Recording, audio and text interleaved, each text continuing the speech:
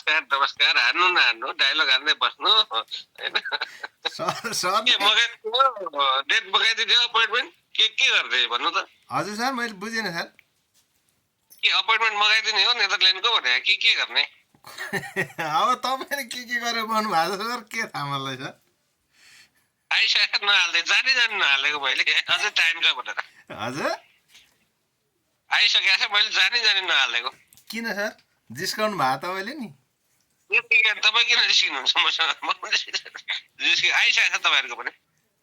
पछाडि आए जस्तो छ त सर तपाईँहरूको 24 को कि कतिको छ हेर्नु पर्छ 24 को होला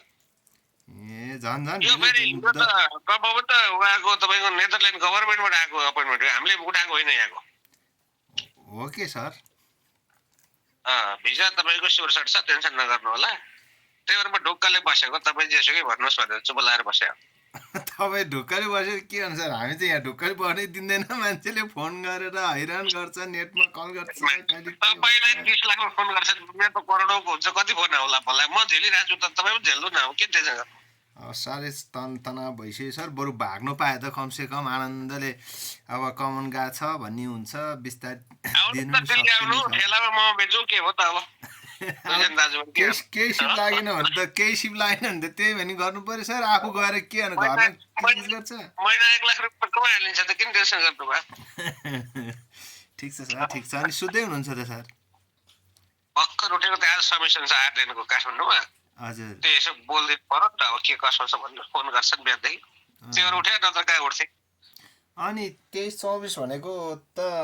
फेरि दसैँको 20 पर्ने भयो त सर डिस्टर्ब हुने भयो त 24 कि 26 समथिङ त्यस्तै छ तपाईँहरूको त्यो म हेर्छु त्यो त दसैँको बेलातिर त डिस्टर्ब हुने भयो बाट के भनेर नि सर होइन समिसन गरेर जानु होला अनि पछि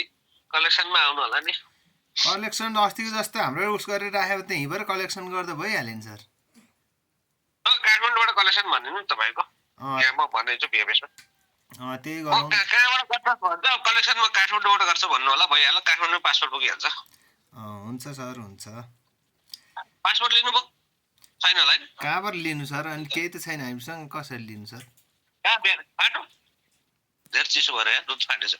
हालिदिनु अब दुध फाटेछ यार बाघी मलाई दुध खानु पनि मिलेन फाटेछ तपाईँ अब दिल्लीमा बसेर धेरै दुध खाएर बस्नु भयो होला सर अनि नक्कली दुधहरू ए हो रहेछ नि ल ल ल ल सुत्नु अब म सुतेँ ल एकछिन अब यहाँ काम लाग्यो हस् सर हस्